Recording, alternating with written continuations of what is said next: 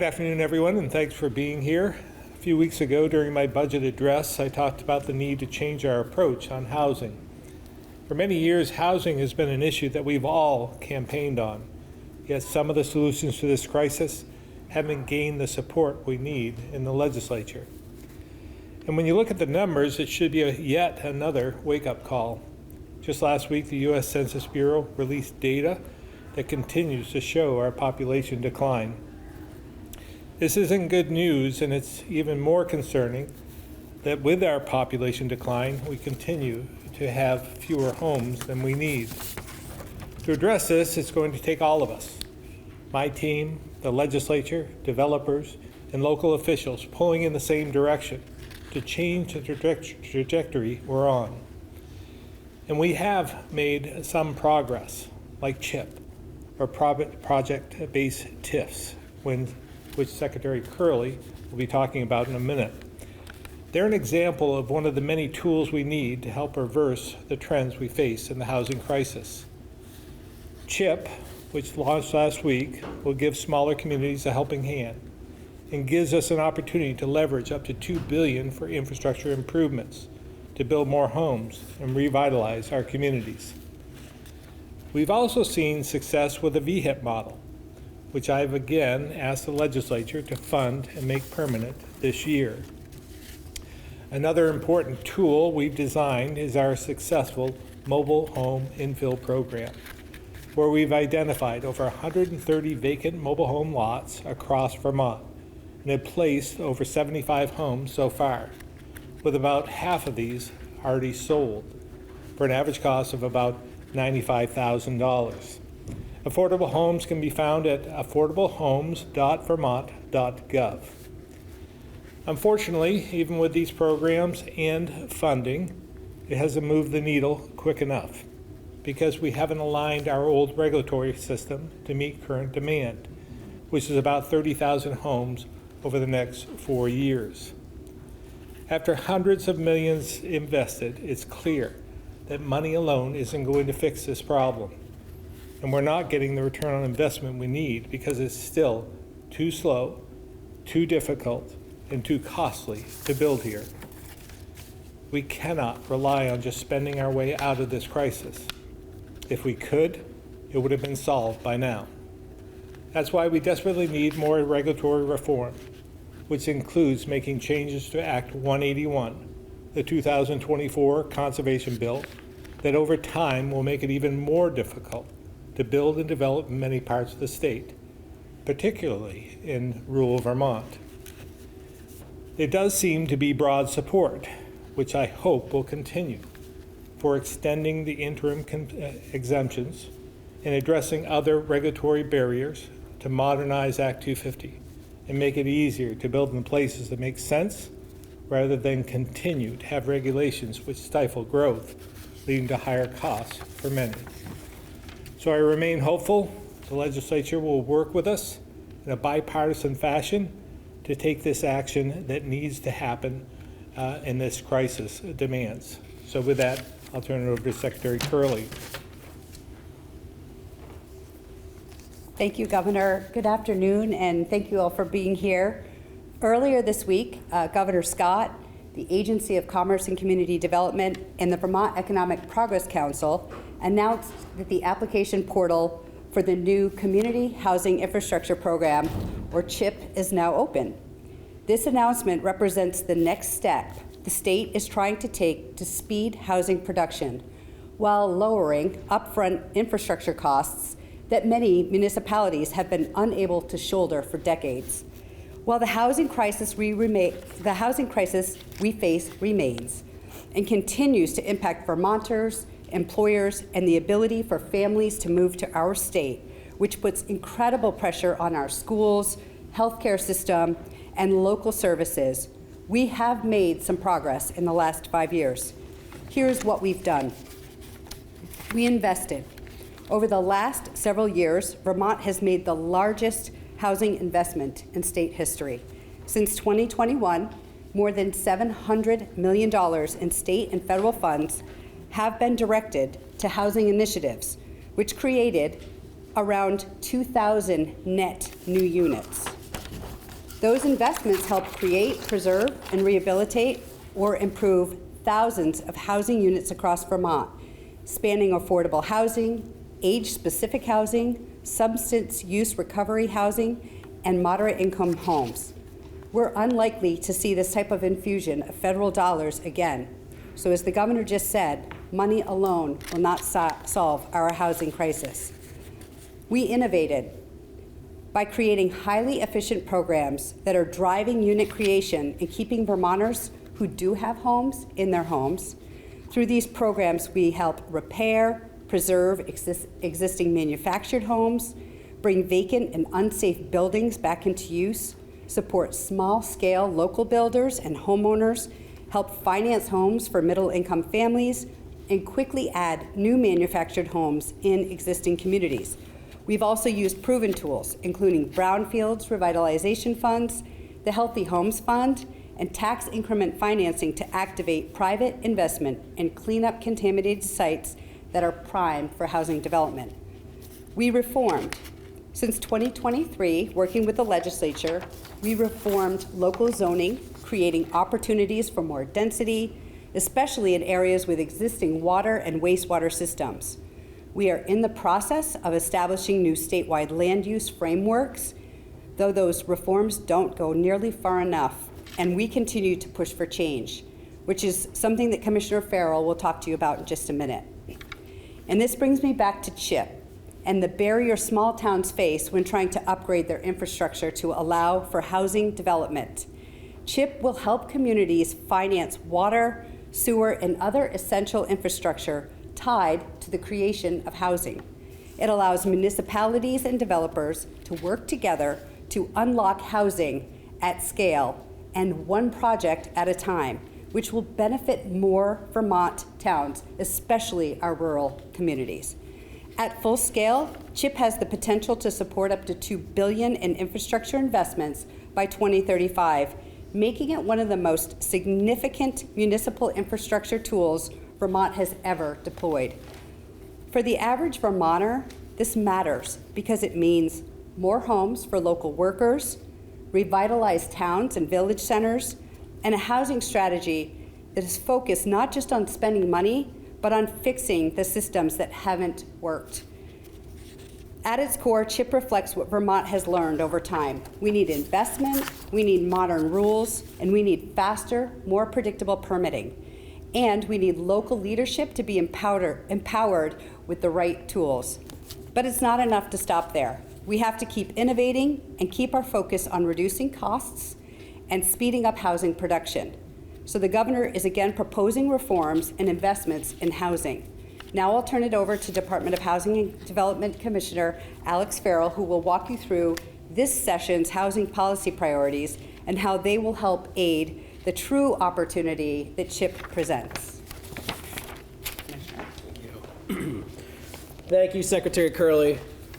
The administration's housing package, the governor's housing bill this year is, in essence, again, an answer to our internal question of what can we do to make it easier to build housing in Vermont, and what can we do to make it easier for small-scale or aspiring developers to become developers and add housing.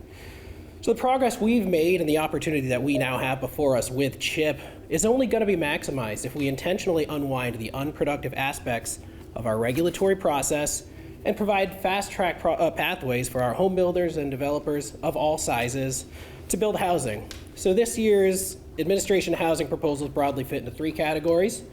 The first being reforms to rebalance Act 250, the second being municipal permitting and planning reforms, and the third being, of course, as the governor said, making the Vermont Housing Improvement Program, or VHIP, permanent. In the House, these proposals can be found in H602. In the Senate, they're in Bill S267. So on Act 250, we're once again proposing both large-scale changes to Act 181 of 2024, as well as very nuanced reforms. A series of targeted components to make Tier 1A and 1B more attainable and easier for municipalities to administer include making the Tier 1B automatically applied to municipalities that qualify, making it easier on municipalities who achieve Tier 1A by not forcing them to administer existing permits, as well as allowing those who are going to struggle with capacity to contract for that capacity rather than staff up during a time of lean funds. As a reminder, Tier 1A and 1B are the areas where there will be certain housing exemptions from Act 250 intended to make housing development easier. Outside of those areas, there is, at least to some extent, increased Act 250 jurisdiction.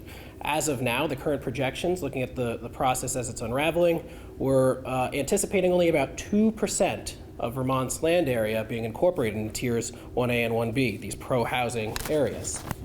An important component of the Act 250 provisions in the administration's housing bill is an extension of the interim housing exemptions, which were included in Act 181. These exemptions have driven results in the form of projects scaling up, building more units, as well as moving faster. As of now, these interim exemptions are set to expire in January and July of this coming year. This bill proposes to extend that to 2030 to give enough time for municipalities to achieve their permanent Tier 1A and 1B exemptions. Without that extension, we risk a gap where there are no exemptions, there are no pro-housing areas exempted from Act 250, and we'll see a slowdown in a time of crisis, and we cannot afford a slowdown when we're already not meeting our goals. In the broader picture on Act 250 and the so-called grand bargain of Act 181, we're once again proposing to repeal the road rule, which, as a reminder, is an additional trigger to Act 250, which requires an Act 250 permit for any development, even a single-family home, on 800 feet or more from an existing road. In 2024, throughout the entire session, and in his veto letter, the governor was absolutely clear that in the balance that legislators were seeking between conservation and housing, conservation won out by a wide margin. The legislation that became Act 181 over the governor's veto missed the mark by far at the expense of housing. Now, just over 18 months into the implementation of Act 181, the coalition that advocated for the passage of the bill has real concerns that Act 181 is going to impede housing development in 80% or more of the state and will only provide pathways for substantial housing in about 2% of Vermont's land area. Now, we still have a chance to change course by repealing the road rule before its implementation this year in July, and by making other necessary fixes to an overcomplicated and flawed Act 181. Moving on to municipal planning and permitting, this bill includes two important provisions. First is a pathway to buy-right housing. Think of this as a fast-track option for small-scale and infill home building. Again, us trying to answer the question, how can we make it easier for new, emerging, and small-scale developers to do what they want to do, which is build homes. Leveraging an effort that's already underway at the Department of Housing and Community Development, there's a proposal to provide builders with a set of publicly vetted, open-source designs. These designs are being developed now in collaboration with communities across the state, and these will be accessible to builders to use once they're published at the end of this year. Our proposal is to make these pre-approved in residential zones across the state, essentially giving these builders predictability and reduced timelines when they choose to build from one of these designs. Second, a new component of municipal plans is proposed, which would require that a municipality demonstrate that their regulations and their municipal plan can accommodate their municipal housing targets.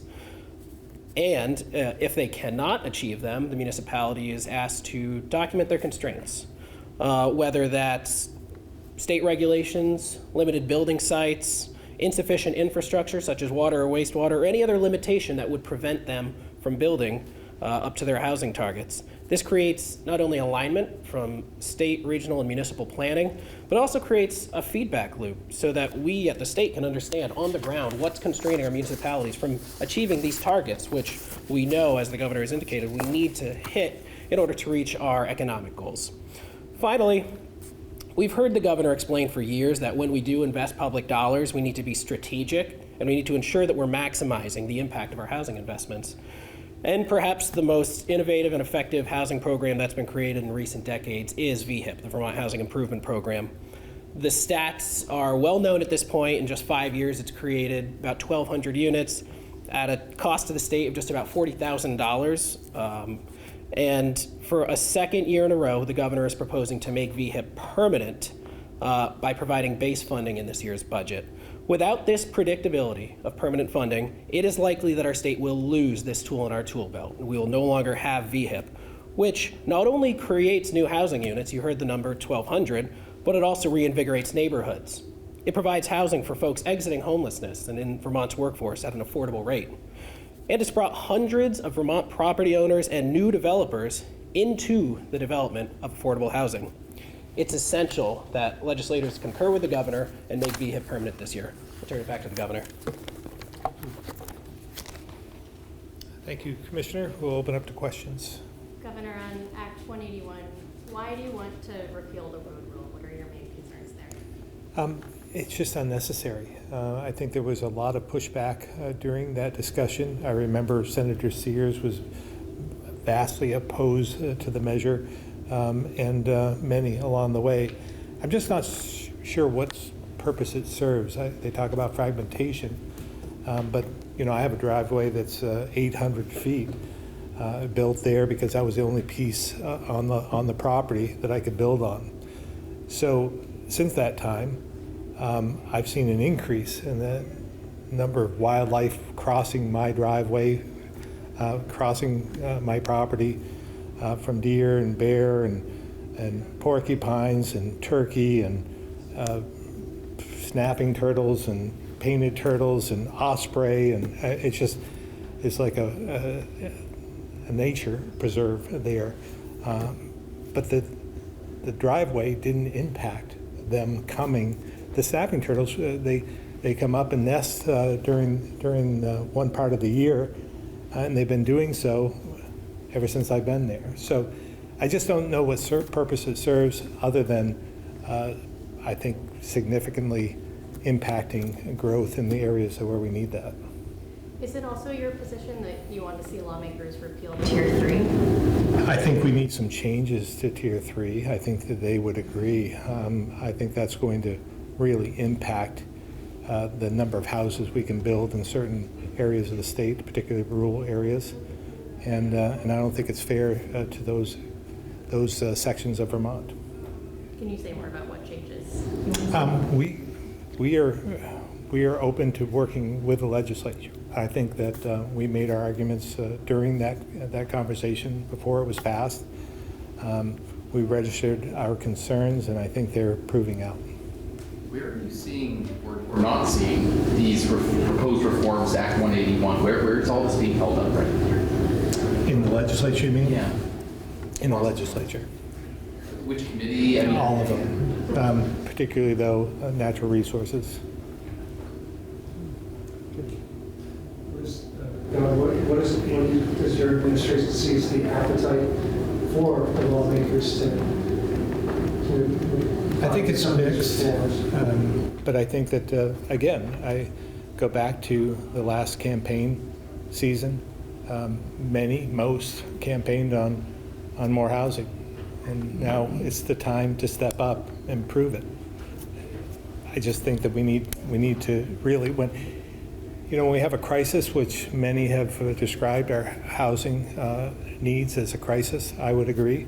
When you have a crisis, you have to do things that are uncomfortable, and now's the time to prove that we can do things, even if it's for a certain period of time, to get back on our feet and get the number of homes that we need in place so that we can satisfy some of the other struggles that we have, the other challenges we face with workforce and so forth. So housing is one area that will unlock a lot of the other challenges that we face as well.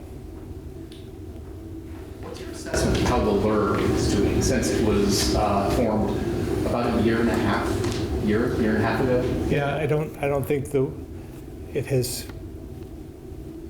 I think that we had hoped, many of us had hoped that would unlock a lot of the struggles that we face. I think it's a little too early to determine whether it's a success or not. It faces its challenges as well. So time will tell. I mean, I think it's too soon to say one way or the other whether it's been successful. I imagine some backers of Act 250 or people that were part of this coalition that got to yes, that passed the bill, overrode your veto, would say that Act 250, and I think the Senate Pro Tem has alluded to this, that Act 250 is not the issue, that there's other cost pressures in labor, in getting electricians to build houses, inflation, cost of materials. Can you just speak to like those other elements of home building and to what degree these reforms you're pitching will really get at the heart of the issue? Yeah, well, again, across the nation, there's a workforce shortage. I think homes and home building is an issue that many states face, but not to the degree we do. And I would have to disagree. I think Act 250 was put in place to stifle the growth of infrastructure, the growth of homes and other things. And I think it was appropriate at the time to put that into place. But sometimes you have to release some of the control because if the goal of Act 250 was to stop infrastructure from being built and homes being built, mission accomplished, because that's what's happened. So we need to do something different, and we need to, as I said, we need 30,000 homes over the next few years. So we're going to have to do things that are maybe uncomfortable for some. Chris Bray once described Act 250 as Vermont's DNA, I think. What would you say to Vermonters that are maybe worried that if we make these broad changes, that we'll lose a little bit of what makes Vermont Vermont? Well, again, I think we can have both. I don't think it has to be one or the other. We went to one extreme with Act 250. It was fairly simple in the beginning. It's become more complicated over time. I think we still need Act 250, but there need to be some changes within Act 250 to not stifle growth altogether. Tier 3 is one area that I think will do that in some areas of the state. And again, I just don't think that's fair for those who are struggling to live in the rural parts of the state. With a week to review the allegations against Windsor County Sheriff Ryan Palmer, do you have thoughts on whether he should stay in office or step down? I would say from what I've seen and read, he's lost the trust of the folks in Windsor County, and he should step down. All right, we'll switch over to the phones now. Keith Whitcomb, Rutland Herald.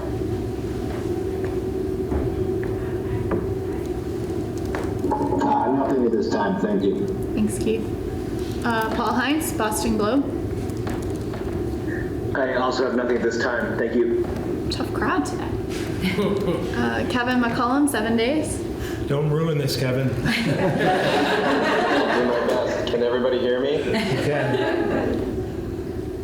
Governor, I wrote today in today's 7 Days newspaper about a big industrial park that is being proposed near the airport south of Morrisville, and I just wonder what you think about that project generally. There's a lot of neighbors in that area who are very concerned that that project would involve a quarry, that there'd be silica dust that would be spreading everywhere. And since we're talking about Act 250, Act 250 is the mechanism by which those residents are able to sort of ask hard questions about that project and its appropriateness for the area. So I know you're not a fan of some elements of Act 250, but generally speaking, Vermonters feel as though Act 250 is a vital way to ask tough questions about the impact of big projects on the environment. So I wonder if you could speak generally to that project. I know it's supposed to bring a number of jobs to the area, so I'm sure you're supportive of that, but where do you see the balance in the Act 250 fight up there? Yeah, well, again, just as a reminder, I'm not suggesting that we ban Act 250. I'm suggesting that we make changes to Act 250 to allow for more housing, more development in the areas that need it. So that project in particular, I've read some about it. I think the blasting is probably the sore spot for many, but it would bring in much needed economic growth in the area. But I still believe that those who live in that area should have their say. And but the appeals process to stop the project if it's deemed safe to move forward with under certain conditions, that's where some of the problems lie. When you have too few who can who can stop a project altogether just from an easy appeal. That's not fair to those who are trying to make things better, life better for those in Lamoille County. So we'll see what happens. I'm not following this in detail, so I don't have all the specifics. I just know broadly what I've read. Okay. And can you speak again to the additional withdrawals of law enforcement officers from Minneapolis that was announced today? I'm sure that's something that you're supportive of as a step in the right direction going forward. But I think local officials want to see it happen more quickly. Can you speak to that? Yeah, I didn't see that. I didn't know that there was a major withdrawal today, but I think that is good news and a step in the right direction. And I think you just have to give everyone time to tone this down, take the temperature down, and it sounds like they're moving in the right direction. Some of the implementation of body cameras and so forth, I think that's good news. They should get rid of the masks as well, and then we'll see what happens. But I think that is all of it is a step in the right direction. Thank you very much. Ed Barber, Newport Daily Express. Good afternoon, Governor. I'm going to turn to Act 73, and the issue is about student-teacher ratios. I know that you want to increase those ratios, which will provide for long-term cost savings. My question is about, based on the unintended consequences, which is, has there been any research done to see what impact the student test scores would have if you're changing student ratios by increasing them, for example, from 10 students to one teacher to 16 or 18 students to a teacher? Is there any statistically significant difference in test scores based on student-teacher ratios? Well, thankfully, I have Secretary Saunders in the room with us. Maybe she can come up and answer that question for you, Ed. Thank you. I will say it was a little hard to hear in the back, so I want to make sure I heard the full question. It was around the research basis around class size. Is that correct? Yeah, what impact it has, if any, on the student test scores? Yeah. So we've put forward research behind class sizes and looked at comparisons across other states. Certainly is evidence that we can achieve higher performance with larger class sizes. Also, part of what we've really been talking about is achieving scale. And if you talk to any educator across the state of Vermont, scale is really important to delivering a full range of educational opportunities and programs for students. And that's really what Act 73 is designed to achieve, is that we're operating at a scale in which we can ensure that our dollars go further in getting to the students and delivering the array of programming and meeting those educational quality standards that are in place.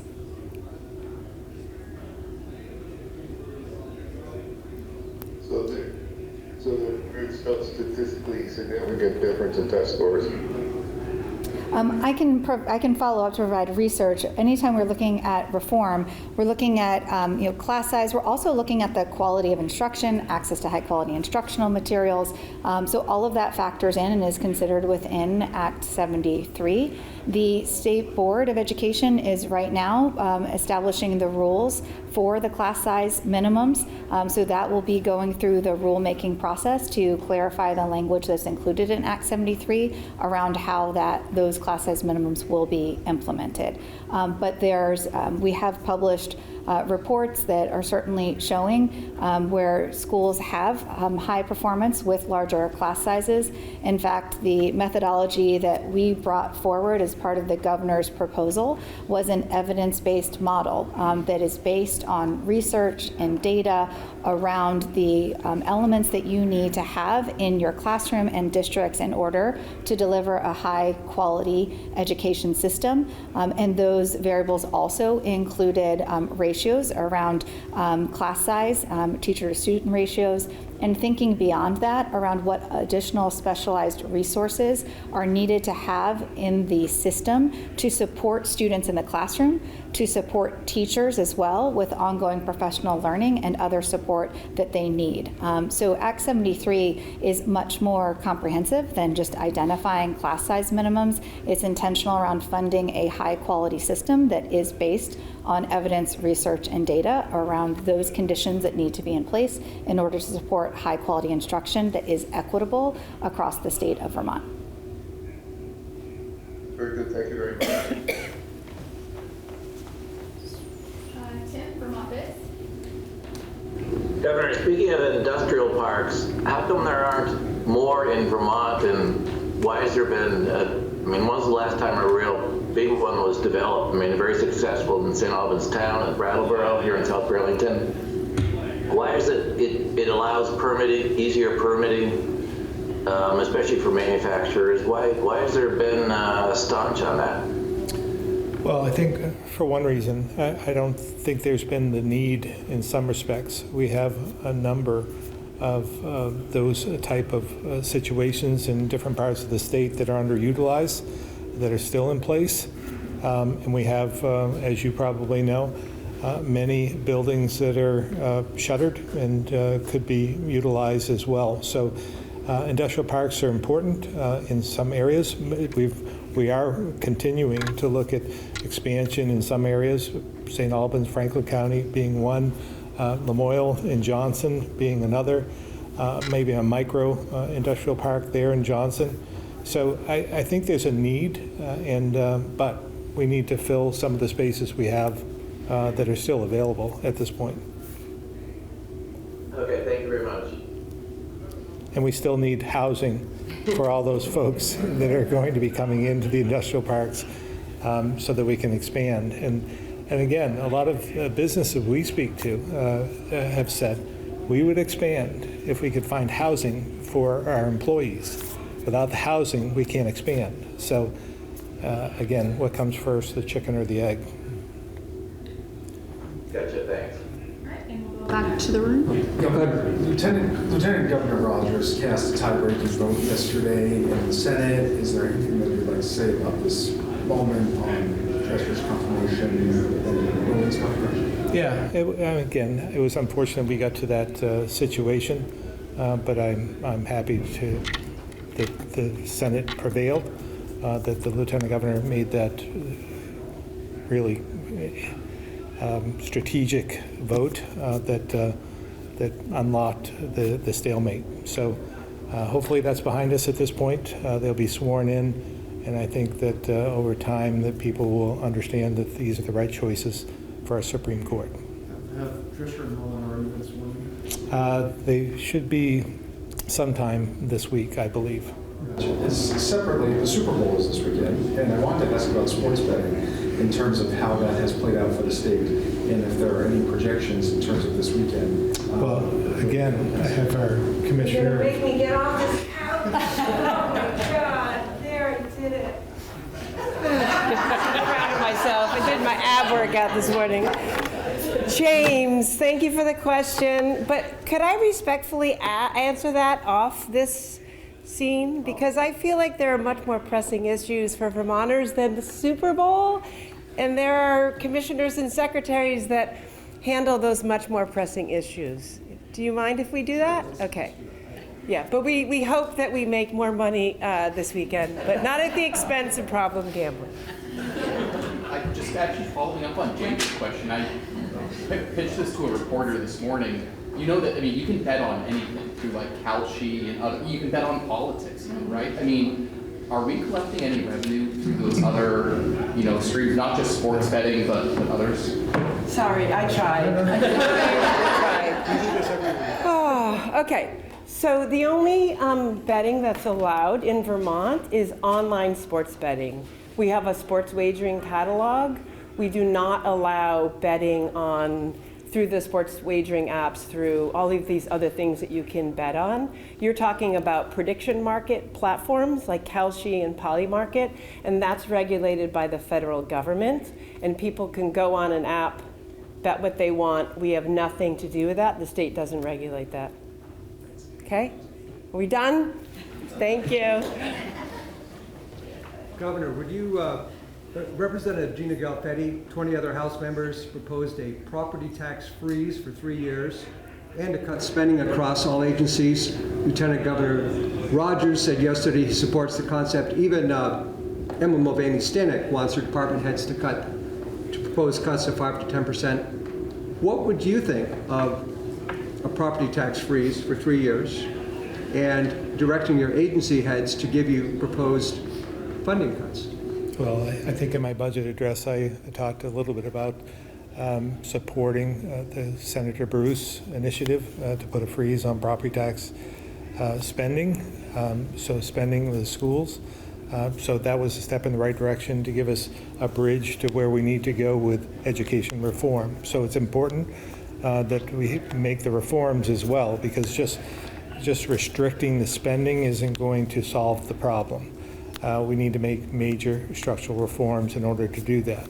I'd feel the same, with state government. I think we have a process that we put a budget forward, and I think we don't need anyone to tell us not to spend money.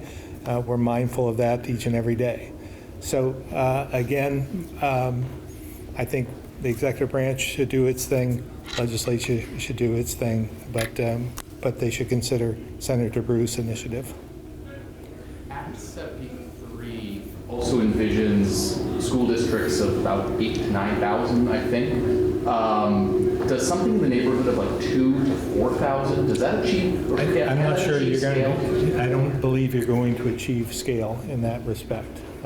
So I would let the experts talk about that, but from my understanding, it's just the smaller the number, the more districts we're going to have. We're not going to be able to achieve what we're hoping to achieve in this time of crisis. Governor, how do you and your staff use generative AI as part of your work? I don't use it only to ask questions that like an encyclopedia, but I'm sure that some of our staff is using that.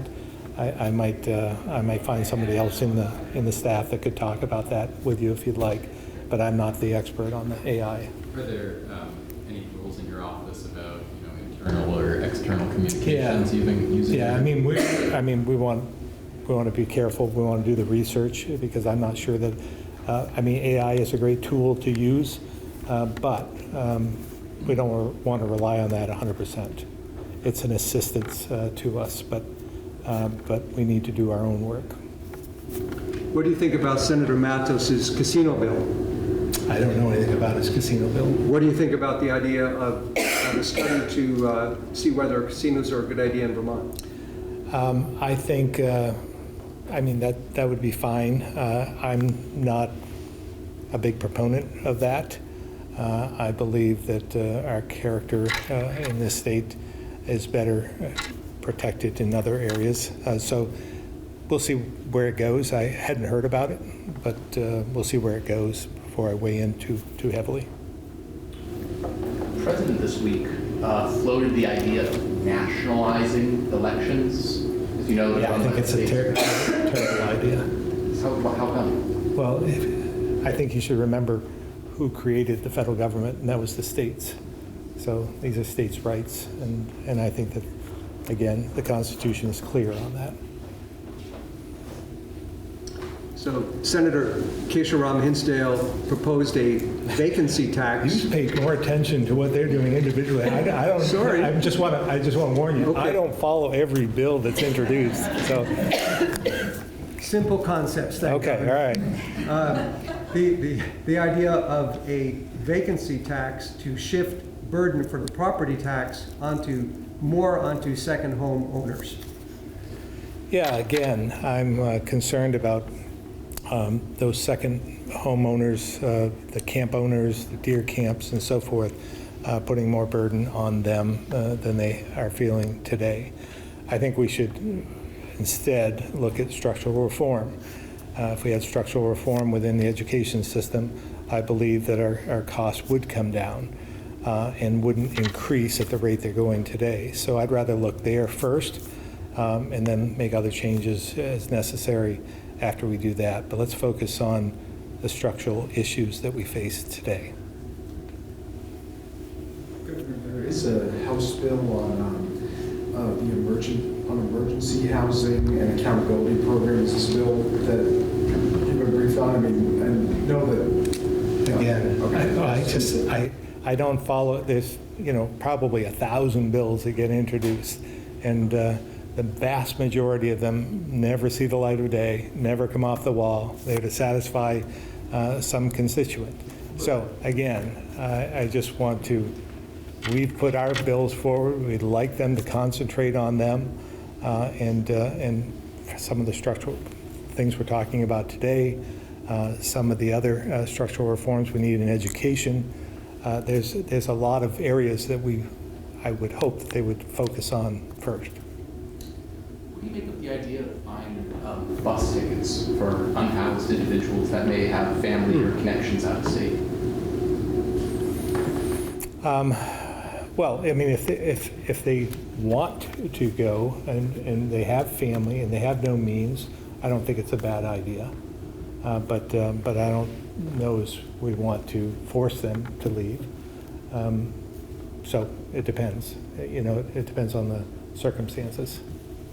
Did you want to finish, James? Just in general, kind of the emergency, like the hotel motel voucher program, you talked about how you want that to sunset. I mean, is there anything else that you're thinking right now in terms of sunsetting that program or anything like that in terms of emergency housing, John? Yeah, we want to build, I believe that we should be moving in the direction, and that's what we're doing, of building emergency shelters, congregate shelters within the communities. So I think we would agree in concept together in the direction we're moving.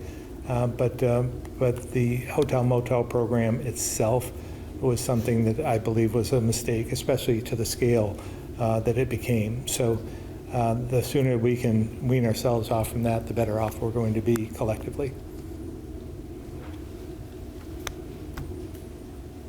All right, thank you all very much.